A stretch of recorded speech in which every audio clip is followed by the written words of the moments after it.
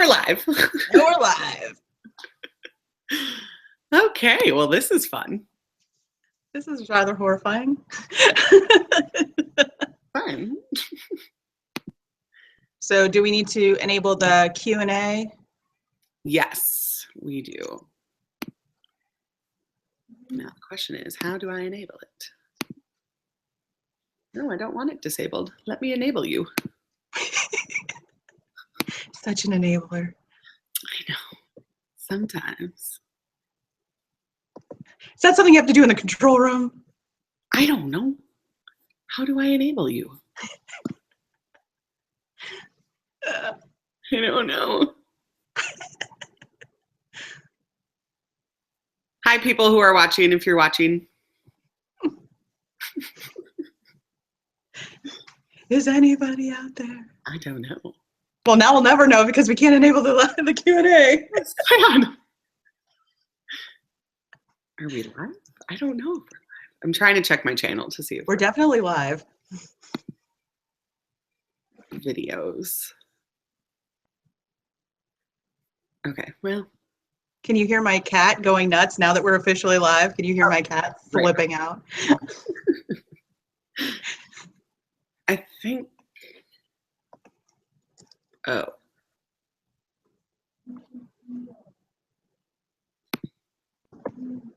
Oh no, we're live on your YouTube channel. Oh, we are? Yay. Oh yeah. Oh, good. With my face right there. How did you get to that? I typed YouTube. Oh. You are brilliant, Martina. Brilliant. You know, I try. I wonder if I just can't see it. McAtee, you realize you're now on camera. He's aware. Just checking. Some people don't like to be randomly on camera. True. You got to be careful with those things. Or not randomly on camera. Okay. We have 4 viewers. Hi, 4 viewers. Hello, everybody. With people walking in the background. Yes, I'm sorry. Oh, it's fine. We have 5 viewers. Ooh. Oh, no. Someone left. Oh, gee. That quickly. We frightened them off. Well, we are kind of terrifying. Especially in groups. Yes. Okay. All right, we got 1 minute before we should start. As I pretend I have a beard sometimes. I don't know. You just stroke it like an evil villain. I know. I don't know. Sometimes I just don't.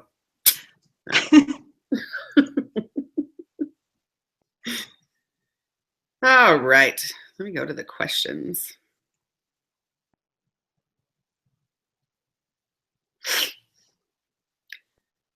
My nose decided to have allergies this morning.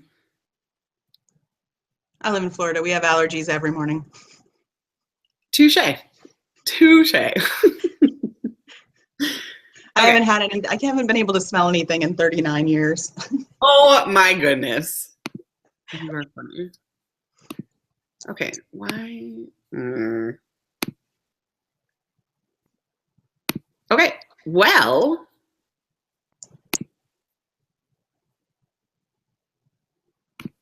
Shall we begin?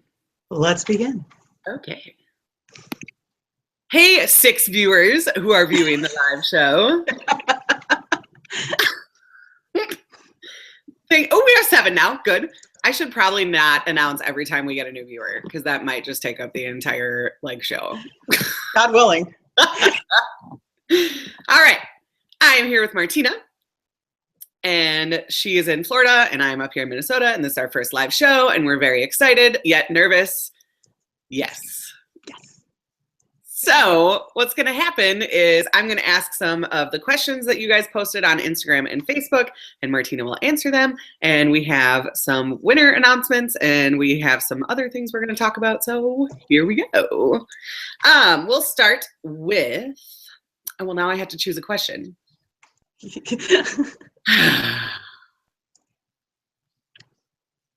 I like this one.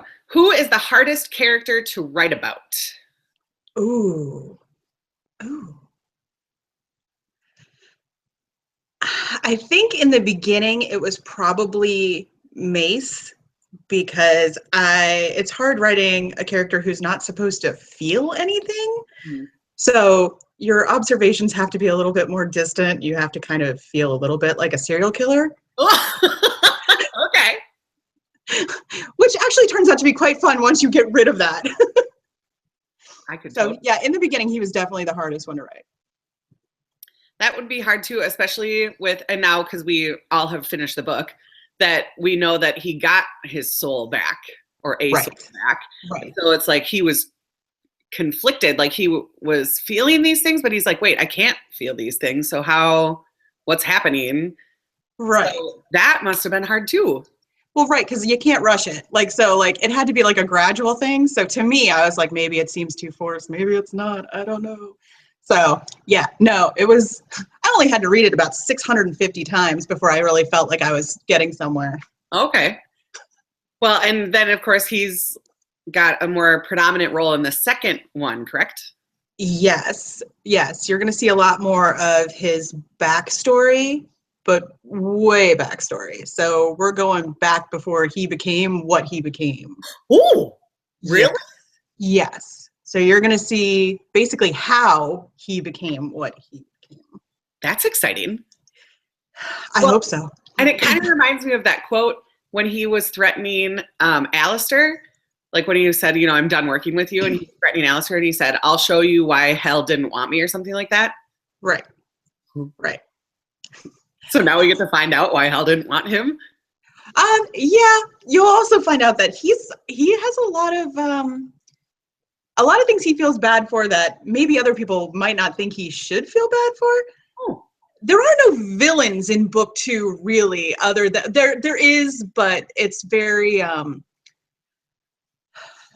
you kind of don't know who to feel bad for in the second book. There's definitely bad people, but up front in the beginning, you're kind of gonna feel a little bit conflicted about whose side you take on certain things, because there's no villain, or at least nobody who really is predominantly evil.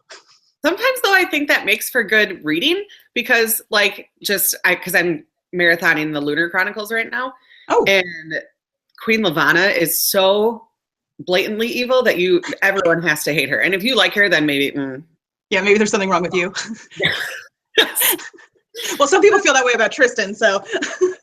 See, and I'm conflicted on Tristan. I like her, but I know she's dealing with a lot of stuff. And then the other thing too is Astrid is super mean and weird. But then after Quinn dies, she almost seems to become more human. I think I talked about that in one of my videos. But she's not all necessarily evil either. So no, she's very much a product of her environment. Oh, well said. That was wonderful. Well, thank you. Maybe I should be a writer. Yeah, you might want to pursue that. Thank you. That would be really good. Oh, the amount of snark that's happening. Sorry. No, I love it. Okay. Kind of the only language I speak. Yeah. Especially when you work in nursing or in teaching. This. Yes, absolutely. Okay.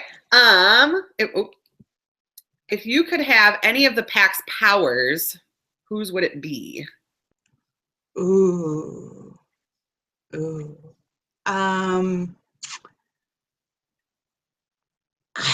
I kind of think I would want to be a werewolf.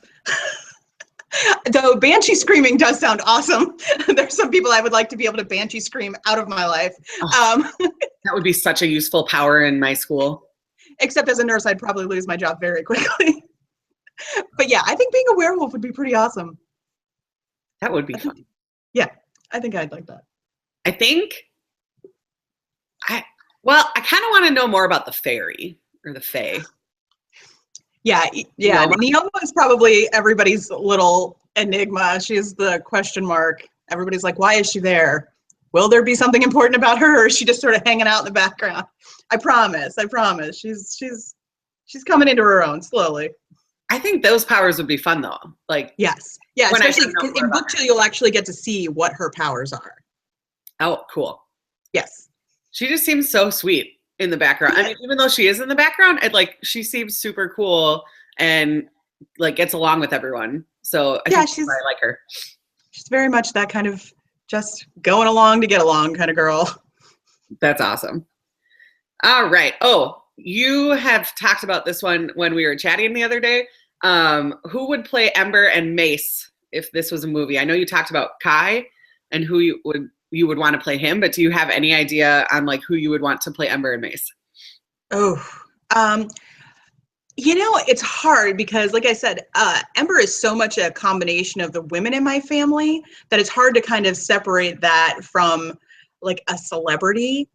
Some people said Sophie Turner from Game of Thrones, who I hadn't considered, but I thought, oh, she'd be an interesting choice. Who else? There's a girl who played in the Chronicles of Narnia. She was the youngest one. I think her name is Georgie in real life. And she might actually make a really good Ember. I don't want anybody too traditionally Hollywood glamour because that's not who she is at all. Like she's very much an awkward, not necessarily super gorgeous type, like I don't want anybody so super glamorous playing her. Mm-hmm. Mace, ugh, he's so close to my heart, like that it would be very hard for me to pick somebody. I don't think anybody's good enough for Mace. I don't know. Like, there's a couple of people that I like. Somebody said Lucky Blue Smith, who is a teen model, very much has that look. Platinum, white hair, blue eyes. So young though. He's only 16. Mace is supposed to be 17 or 18, but it might be a little too young looking, but definitely on the right track. I don't know why, but like Dakota Fanning was kind of screaming my name for Ember, but not now Dakota Fanning, like young Dakota Fanning. Like her sister Elle. Yeah. That might work. Here we go. I don't know. She just kind of, I think maybe because of her acting in the Twilight Saga, maybe is what's making me connect her with that, but I don't know.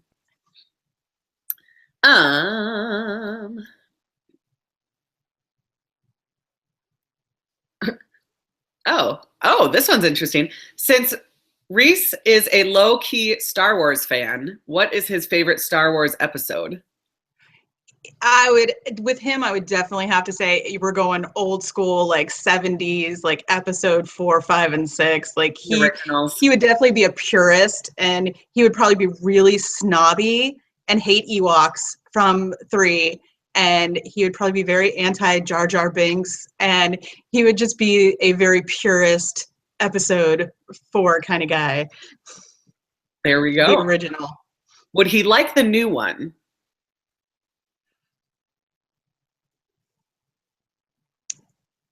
Yeah, I think he probably would. I mean, I think if he would be willing to separate the fact that it wasn't based on the original concept, that it's not a George Lucas film, because in and of itself, it's a really good movie. But I think it just veers very far away from the original, the original concept. But that's a good thing. Mm-hmm. You need an update. You need something new and fresh, and you need new protagonists and stuff that's different and not the same thing over and over and over again, which is what movies have kind of become. Yeah, and well, actually, let's talk about that for a second. Sure. We have in that movie, because I actually haven't seen that movie yet. I know, shame on me. But wasn't there like predominantly a female protagonist in that one? There's a female protagonist, and honestly, they said the next movie that comes out will also have a new female protagonist, and of course, men are losing their minds over it.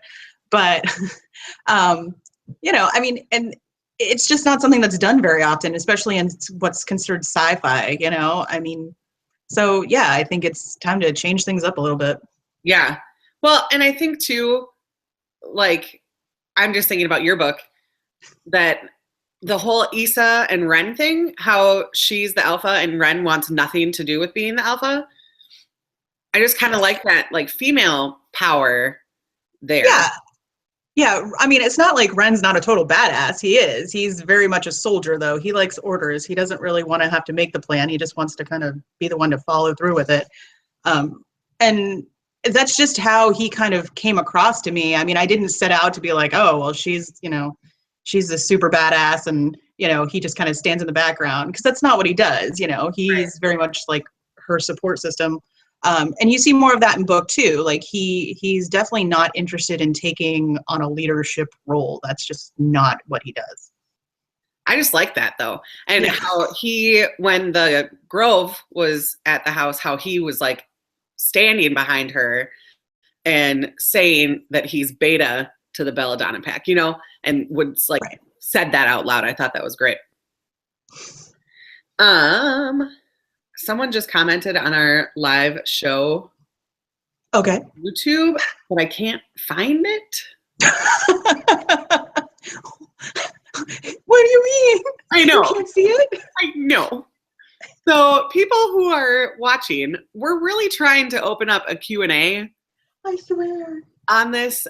But for now, if you have questions, or if you even comments on what we're talking about, if you could go on Twitter or on Instagram or Facebook, wherever we posted about the live show, and just comment on one of those, or on Twitter, use the hashtag CSPWT read along, and we'll watch the live question about that, or live comments, and hopefully we can answer some for you. We're new to this whole live thing. Let me try. We're gonna try again. Nope, still disabled. Dang it. I don't know why. What did we do? I don't know.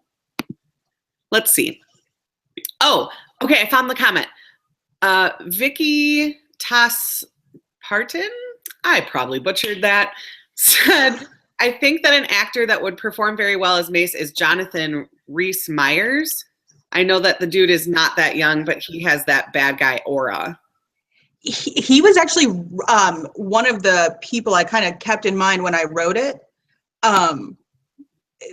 As far as he's very good at playing that sort of cold demeanor, he's always the vampire or the demon or the king, or he's very much got that sort of closed off, very, sexy, hot, mysterious thing going on. So I could totally see that. Yeah, I think he's a little too old, but so many of the people that I thought of for playing the cast are actually way older than I thought they were. So that was kind of disappointing. Well, and, people who usually play teenagers are normally like in their 20s. So. Well, the one I was so totally in love with as Kai, his name is Ricky Kim, and he's a Korean actor, is 34 years old with 4 kids. You would never know to look at him, but 34? And 4 kids? And 4 kids! That's a lot. Oh my goodness. For them. Sure. I'm not quite on the kid train yet, so if you are, though, good for you. I'm off the kid train. I did my time. You got one. That's good. She's an adult. Oh, goodness. Okay. Let's go back to some questions. What do you think of Astrid's duplicitous personality? Like I said, she's very much a product of her environment. When she realized that she was going to be the one to inherit the magic and not her brother, I think that she did everything she could to kind of be what her father was expecting.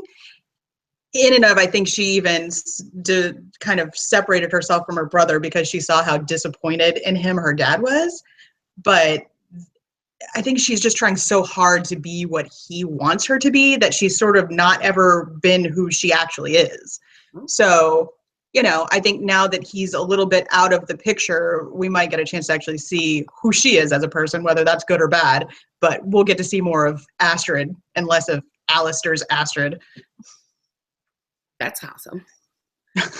So I'm clicking things, people. Just randomly clicking things? That always works. So I clicked on both of us, and now it's not going back and forth between us anymore. You ruined it. That was a stupid decision of me.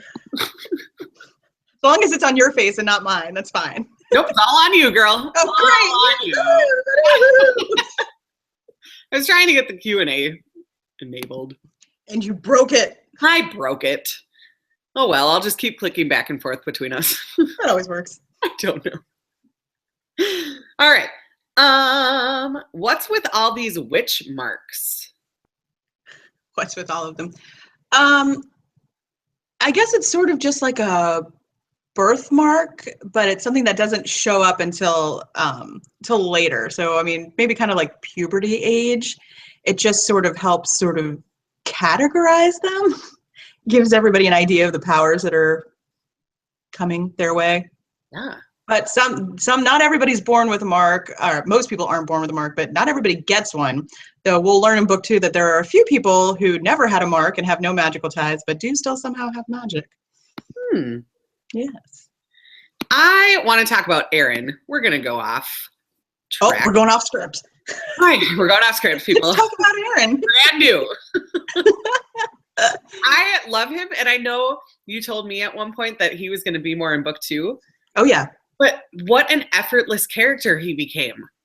Yes. I love Aaron, and honestly, when I wrote him in that first scene, I wasn't really sure I was ever going to see him again. But then, I don't know, that scene just kind of grew on me to the point where I was like, yeah, I got to bring him back. Too many people who saw him in one scene were like, we're going to see more of him, right? And I was like, absolutely, of course we are. Yeah, he's got some really cool powers we'll get to see in book 2. I just think I like him a lot. I liked him from like the very beginning sentence when it talks He's about an easy him. guy to like. So I'm excited to have him in there more. Yeah. Okay, I'm gonna look at, because I think people are, yes, we have another comment. Ooh. Let me get. Is it mean? I hope not. Like, what are you guys doing? You guys are weird. Oh, cute. Georgie loves books. Oh, I love her. Martina, I love you. Amazing author. This live show is great. I'm even more excited for book 2. And Heidi, you're great. Oh, thanks. Thanks. I love Georgie. She's adorable. That's really sweet. Thanks, Georgie.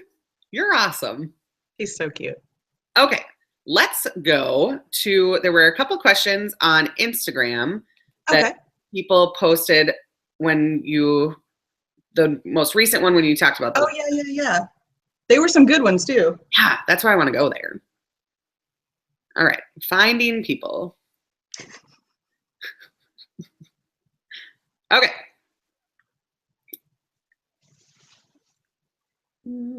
Oh, Vika Bolin, I think she was the first one who commented. Yeah. She said, thanks for reading my comment.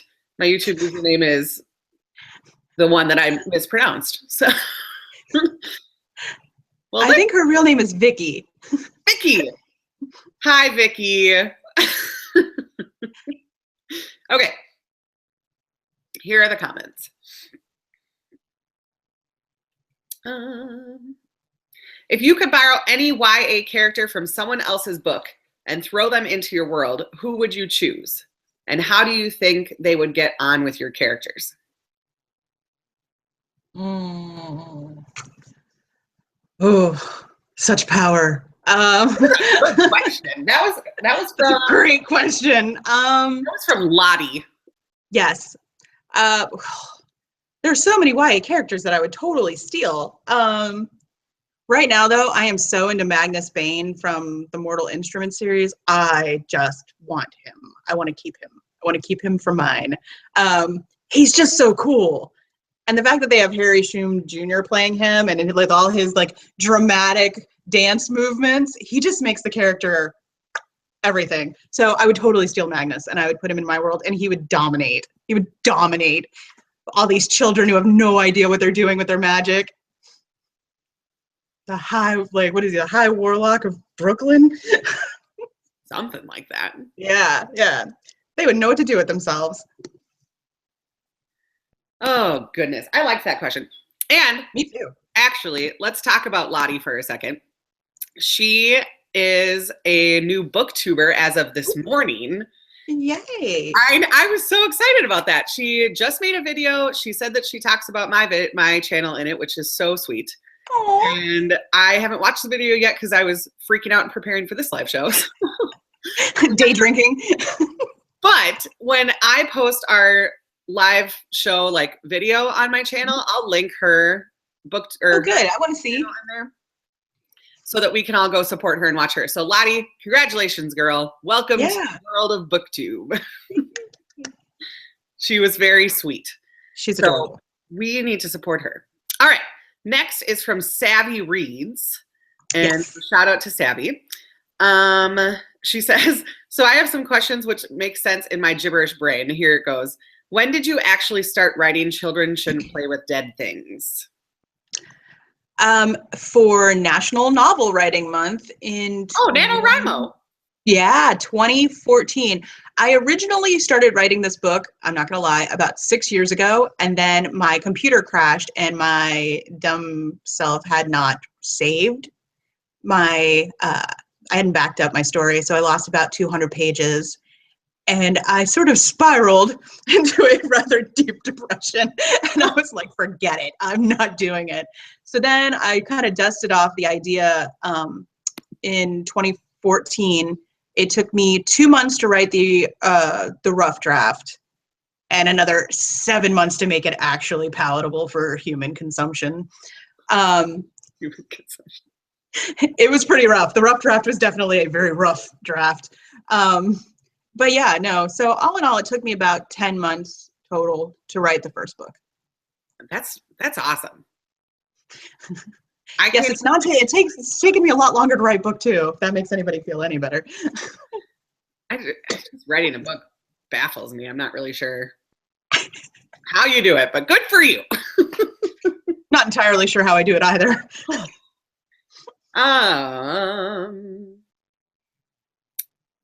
Is there any character which is inspired by you? Me personally? Yeah.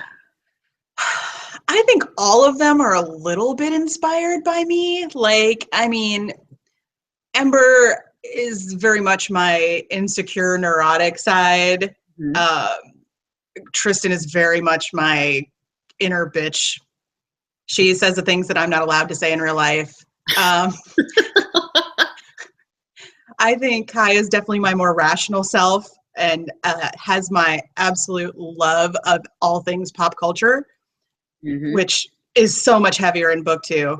God help you all. Like, there are pop culture Easter eggs all through book 2. I can't help myself. Like, I'm such a pop culture like fiend that it just pops out all the time. That's awesome. So yeah, I mean, I guess all of them are a little bit of me sometimes, you know. Yep. That's really cool.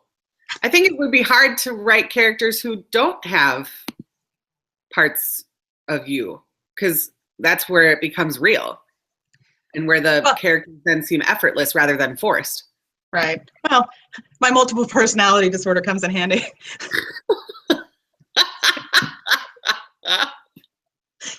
Yes. So, let me go back to the email with questions. Oh, I like this one because it's totally not Minnesotan question. It's totally British, I believe. How do you feel about Quinn's ninny father? Ninny. It's so British. I hate his father. He's a horrible person. He's very much power hungry, and I think that probably comes from a place of not having a lot of power when he was younger. I can almost guarantee you his father was probably exactly like he is, and he's perpetuating that cycle. But yeah, no, he's a jerk. He's a total jerk. There's really nothing redeemable about him. No, not at all. He's a jerk. When he disowned Quinn and he lost me. Sometimes you need that, though, in a book. The one that everyone can hate. I'm pretty sure that's Stella. Oh, probably Stella. Yeah. She might be actually worse than Alistair. Yeah, yeah. She's kind of horrible. There's an air about her that's just mean all the time. Even just when you described how she acted, like when they were watching her at lunch or whatever. Well, who hasn't been through that lunch line? Oh God, I know. I was actually in lunch. Let's see. Oh, live show kind of lagged a little bit. Sorry. Anyway, okay. I was like, I know. Where'd you go? I did. Please don't leave me alone here. It'd be the Martina show. God help everybody. Oh, we're lagging again. Okay. So okay. So I didn't really want to work on Friday. So instead of doing my work, I went down and helped monitor the lunchroom. That's a scary place to be as a kid. It's the most awful place in the world. It's like super judgmental and like everything you do, down to like the food that you get. Well, and that's the thing. I'm telling you, like that played a huge part in all the scenes when Ember first gets to the new high school, because that was my worst nightmare. I was so bullied as a kid that like the lunchroom and just a new classroom and having to find a seat was the most, I would have rather been shot.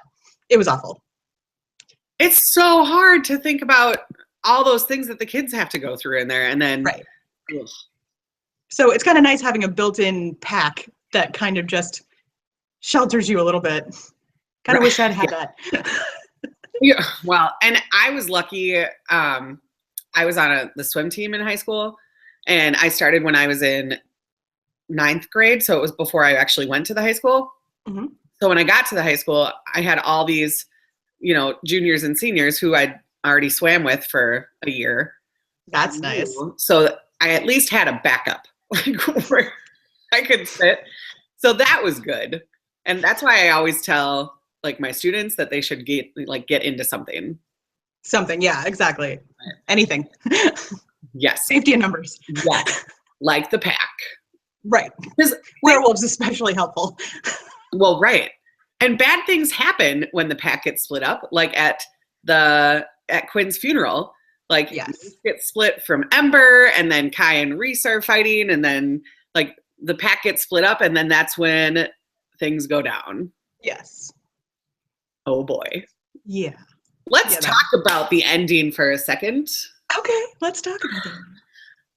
I literally cried when Mace had to leave his body and Quinn came back. And I was so torn because I was like, well, I like Quinn and I want him back, but where did Mace go? Mm-hmm. And I just wasn't sure what was going on. And at the very end, when Mace's soul comes back and he's like, well, I guess you're going to have to find me a body. I was like, yes, he's back. It's funny because I wrote the end line before I wrote 90% of the book. Really? Yes. Yes. Awesome. That ending line was in there from the very beginning. And it's part of the reason the fact that he calls her love is so predominant in the book. I needed them, I needed to drive it home that it was him in that final line, so. Absolutely. Lottie asked a question on our live show comments. Okay. Which characters do you have no plans currently to bring back later in the series? Ooh.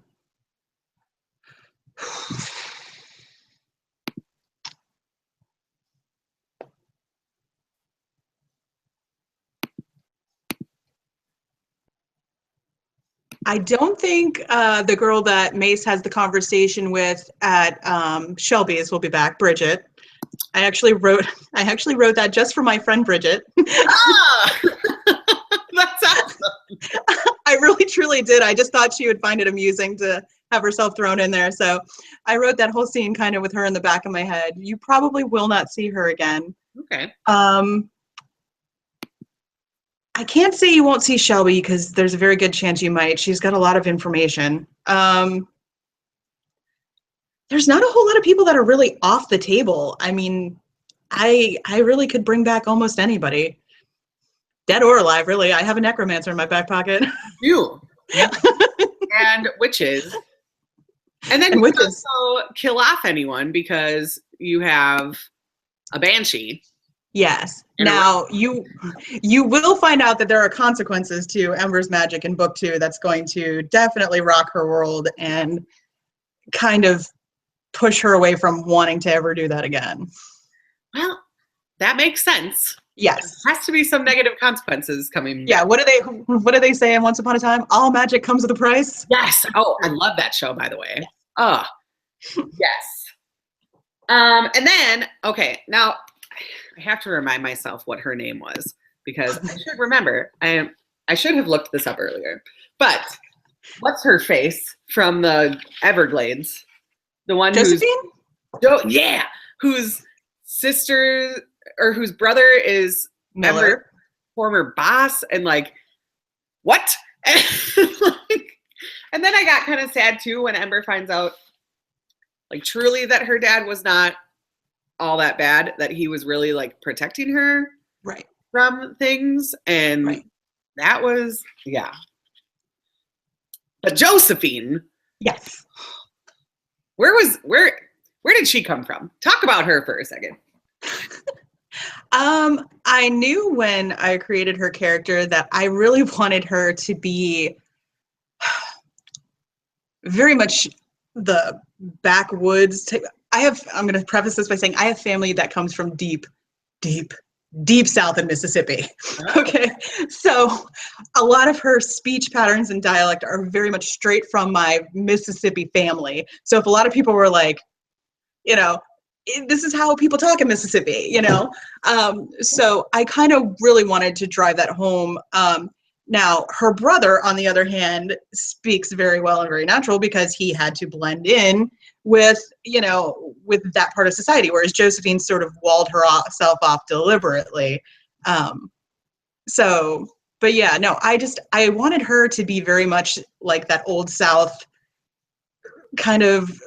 I feel like there's a lot of wisdom in that region from the elder population. So I just kind of liked that idea of it.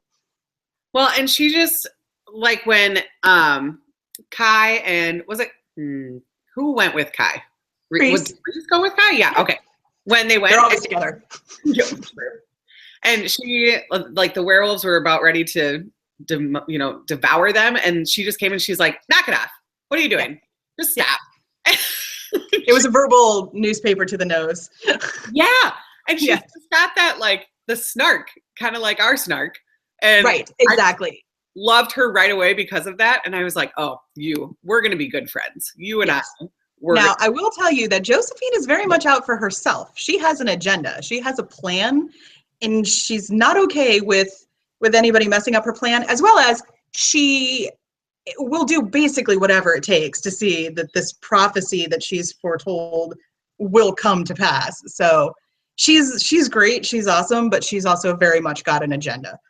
Well, and honestly, though, sometimes when I think about people who are older in this world, like, how old is she? Do we know? She's definitely well over 100 years old, which is aged slightly differently than humans. They age a little slower. Okay. So being that she's over 100 years old, I almost feel like you've earned it, lady. You've earned to be out for yourself. Oh yeah, no, absolutely. She has that kind of like inner peace with what she has to do. Like, she does not feel bad about what happens because she feels like so many people have already sacrificed themselves for this that it would be more of a betrayal to not see it come to pass than to do whatever is necessary to make it happen. I like her. I like her. She's good. All right. Well, we are over our half-hour time limit, but we will let people, it's not really a time limit, I guess. Yeah. But we'll let people ask any more questions if you want. Otherwise, didn't we have a winner on Facebook or something? Yes, for the hashtag prize. Yes, let's announce that. Yes, okay. That would be, I'm going to butcher her name. I'm so sorry. Sakshi Goyal. Woo! Has won the hashtag prize on Facebook. Yay! Yay! Yay, Sakshi! Yes.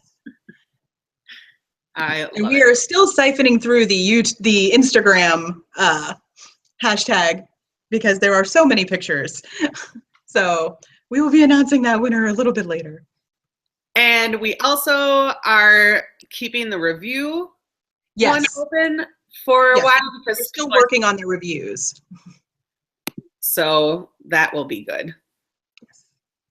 But otherwise, I don't see any more questions coming up. Okay. Go. The book 2 is now up for pre-order. Oh, yeah, that's right. Yes. So Go. you guys can go get book 2 right now. So I'll put that link to down in the video when it posts on my channel. So we'll put that pre-order link there. Yes.